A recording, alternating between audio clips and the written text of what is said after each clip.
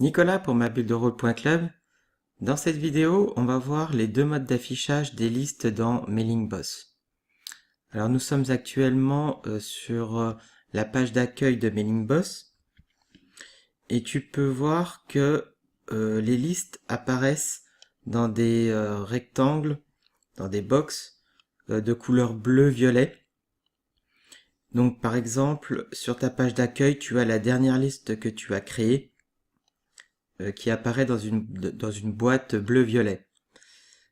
Donc ma liste, elle porte le nom de liste A.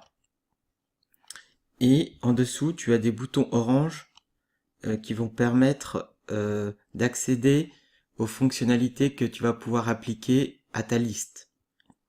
Donc l'aperçu, la mise à jour, voir les abonnés, la configuration des emails et des pages, dupliquer la liste, importer, exporter, copier, et tu as un bouton toutes les listes. Alors quand tu cliques sur ce bouton, tu vas accéder à toutes les listes d'abonnés que tu as créées. De la même manière, si on revient sur la page d'accueil en cliquant sur le logo, tu peux accéder à toutes les listes que tu as créées dans MailingBoss en cliquant sur le menu des listes et en cliquant sur des listes. Donc tu cliques deux fois et tu accèdes au même endroit.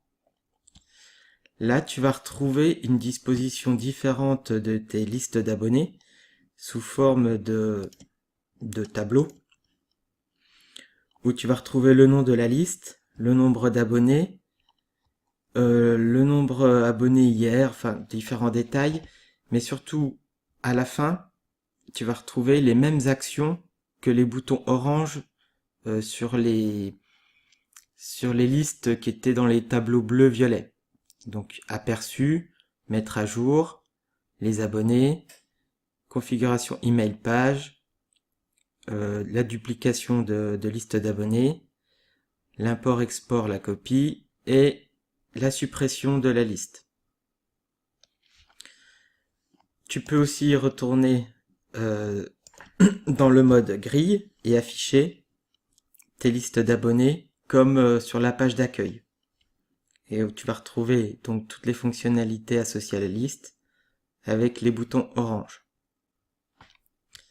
Donc voilà les deux manières de créer, d'afficher les listes d'abonnés dans le logiciel.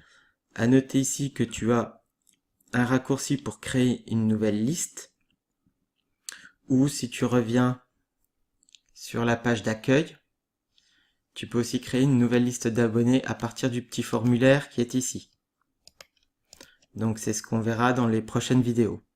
Je te remercie, à bientôt.